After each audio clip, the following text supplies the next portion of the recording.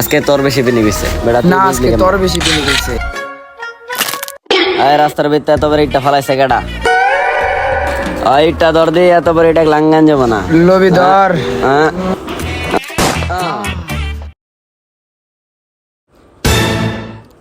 কিরে এটা কি? আমি মাথা লয়ে ইস্যু করবো দেওয়ালে।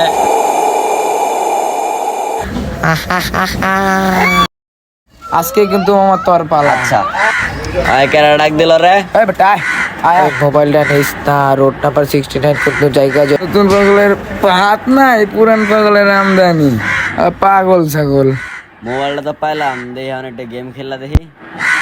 এটা আবার কাছে কিরে কান্দে কেডা মোবাইল বুঝলাম না। আবার দেখি কান্দে কিরে বুঝলাম না কি এলো। তারপরে দেখি কান্দে বুঝলাম না কিছু।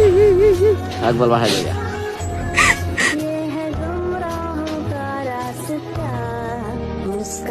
কিরে কি হইতেছে এটা আমার লগে সকালতে?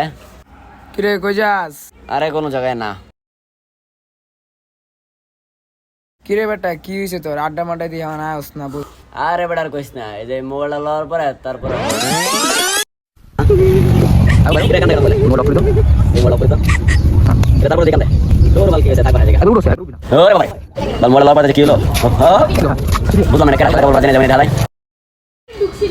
কি করা যায় কত?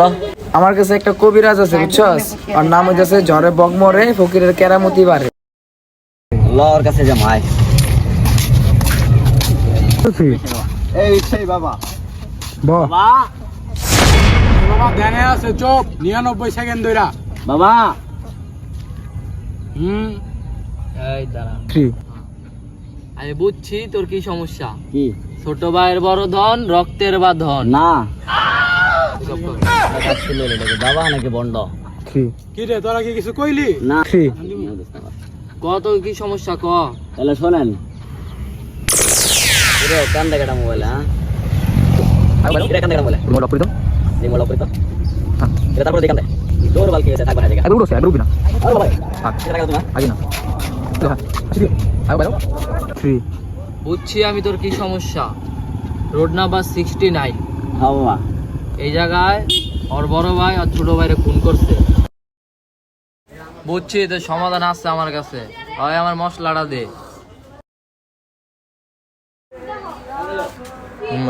চিং চাং চুং হুম বলে বলে চিং চাং চুং হুম বলে বলে যা দিলাম।